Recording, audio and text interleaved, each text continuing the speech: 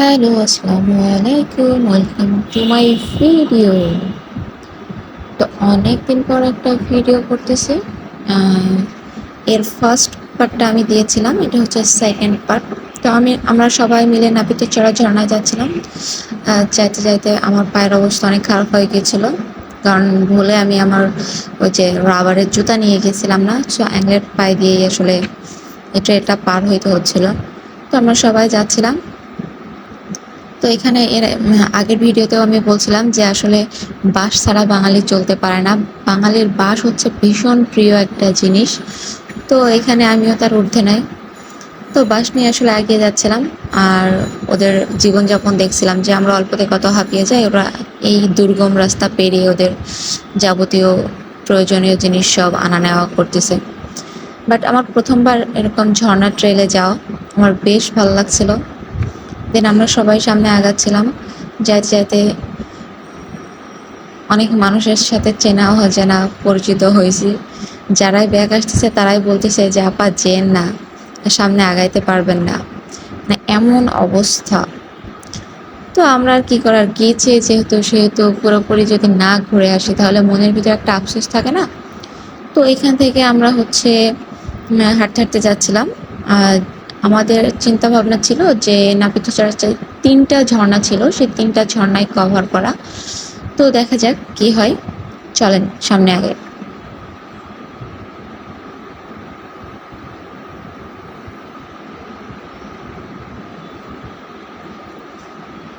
এই যে এখান থেকে মেইন সমস্যা আমার শুরু হয়েছিল, কারণ এই পাথরটা এত পরিমাণ পিচ্ছিল ছিল, আমার পিছনে যে একজন ছিল সে পড়ে গিয়েছিল। মানে এই বিষয়টা দেখে একটু ঘাবড়ে গিয়েছিলাম। মানে এই জন্য এত বেশি সাবধানতার সাথে হাঁটছিলাম যে ফোনটা যে ঠিকঠাকভাবে ধরবো মানে পসিবল হচ্ছিল না। মানে আমি নিজেই পড়ে যাচ্ছিলাম আসলে ফোন কিভাবে সামলাবো। তো মানে যতটুকু পারছি ততটুকু ভিডিও করেছি। ভিডিও যদিও অনেক বেশি শেখি, তারপরেও আসলে কিছু করার নাই। যেহেতু আহ, নিজেকে এখানে সামলানো সব থেকে বড় ব্যাপার হয়ে গেছিলো, কারণ এখানে একটু যদি অসাবধানতার সাথে পা ফেলি, মানে পিছলে পড়ে গেলেই হয় একবারে শেষ, না হলে বড় ধরনের কোনো ইনজোর হয়ে যাবে। তো আমরা প্রথম ঝর্ণাটাতে চলে আসলাম, এটা প্রথম ঝর্ণার উপরে। তো আমরা নিচে আর বেশিক্ষণ দাঁড়াই নাই, যেহেতু 3টা ঝর্ণায় কভার করতে হবে, টাইম খুবই কম ছিল আমাদের হাতে। আমরা লাঞ্চ টাঞ্চ করে বাইর হয়েছিলাম।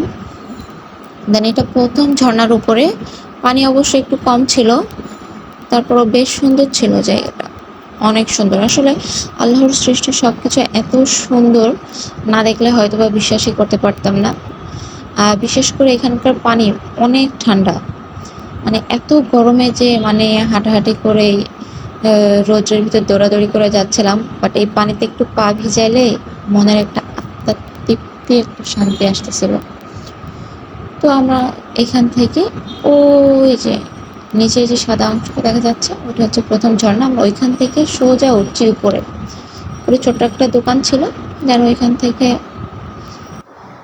থেকে আসলে লেবু পানি, মানে ওইখানকার ফ্রুটস কিছু বিক্রি হচ্ছিল। তো আমরা এখান থেকে লেবু পানি টানি খেয়ে একটু বসে রেস্ট নিলাম, কারণ এত খাড়া পাহাড়টা ছিল, মানে উঠতে ভীষণ কষ্ট হয়ে গেছিলো। 5 মিনিট পর পরেই বৃষ্টি হচ্ছিলো, এই জন্য জায়গাগুলো এত পিচ্ছিল ছিল, মানে বলার বাইরে, খুবই ডেঞ্জারাস।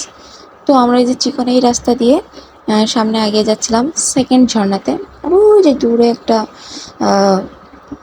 এখানকার আদিবাসীদের বাড়ি দেখা যাচ্ছিল। তো এখানে অনেকগুলো ছোট ছোট বাচ্চা ছিল, ওইখান থেকে হাই দিচ্ছিল। তো আমরা ওইখান থেকে হাই দিচ্ছিলাম, আসলে ক্যামেরায় দেখা যাচ্ছিল না। বাচ্চাগুলো অনেক কিউট ছিল। দেন আমরা যাচ্ছিলাম সেকেন্ড ঝর্ণাতে। তো সেকেন্ড ঝর্ণাতে যাওয়ার সময় হয়েছে কি, রাস্তাটা এত সুন্দর, মানে ভয়ঙ্কর সুন্দর যেটাকে বলে, ঠিক ওই সুন্দরটা ছিল। আর ঝর্ণার ফ্লো এত বেশি ছিল, আর 5 মিনিট পর পর যেহেতু বৃষ্টি হচ্ছিল, পাথরগুলো অনেক বেশি পিচ্ছিল ছিল। মানে শেষমেশ আমার পায়ের অবস্থা খুবই খারাপ হয়ে গেছিল। তারপরেও কিছু করার নাই, যেহেতু এত সুন্দর উপভোগ করতে এসেছি সেহেতু একটু কষ্ট করতেই হবে। আর সুন্দর সবসময় অনেক বেশি ভয়ঙ্কর হয়, আমি এই কথাটা অনেকবার বলি, আর অনেকবার বলেছিও। কারণ সুন্দর সব সময় অনেক বেশি ভয়ঙ্কর। সুন্দর উপভোগ করতে গেলে একটু নিজেকে মানে বিপদের মুখে ফেলতেই হবে। তো আসলে ফোন এত বেশি নড়তেছিল, মানে স্ট্যান্ডও ছিল না, আর হাতে করে নিব যে, মানে অবস্থা এত খারাপ ছিল, নিজেও মানে ঠিকঠাকভাবে যাইতে পারছিলাম না, একটু অসাবধানতা হইলে দুর্ঘটনা ঘটে যাবে এরকম অবস্থা। তো কিছু করার নাই। তো সবাই একটু ক্ষমা দৃষ্টিতে দেখবেন এবং ভিডিওটা সাপোর্ট করবেন, শেয়ার করবেন, ফলো দিবেন। তো যাই হোক, চলেন আমরা সামনে আর একটু এগিয়ে যাই। সামনে দেখা যাক আমাদের জন্য আর কি সুন্দর উপভোগ করতেছে।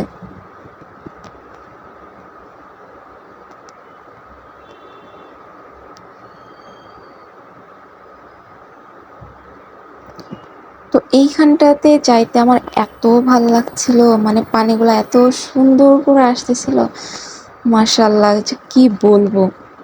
তা এখানে একটা ঘটনা হয়েছে, এই যে এখানে উঁচু একটা ছোট্ট একটা ঝিরি টাইপের, এই ঝিরির এইখানে আমার সামনে দিয়ে মানে একজন হাজব্যান্ড ওয়াইফ যাচ্ছিল, হাজব্যান্ডটা দুম করে পিছলে পড়েছে, পা কেটে ফেলছে, মানে একদম জায়গায়, মানে দাঁড়িয়ে দেখলাম যে একটা দুর্ঘটনা ঘটে গেল।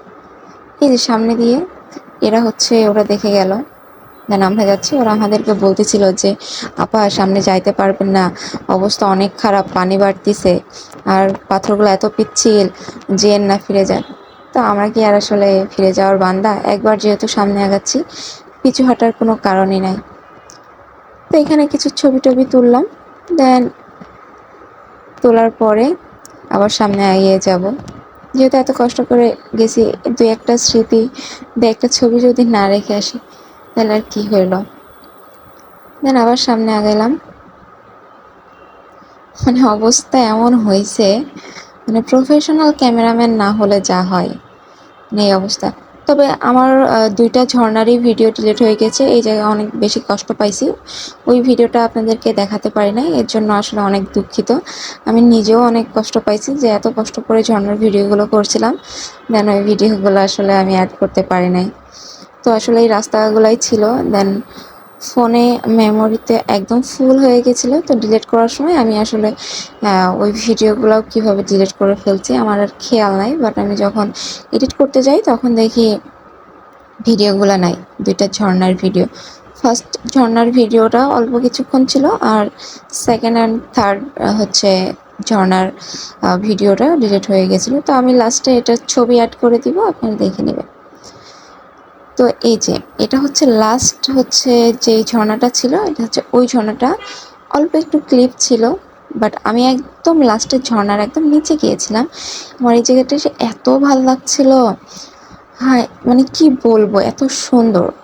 যাই হোক, ভিডিওটা দেখার জন্য সবাইকে অসংখ্য ধন্যবাদ, সাথে থাকবেন, পাশে থাকবেন, আল্লাহ হাফেজ।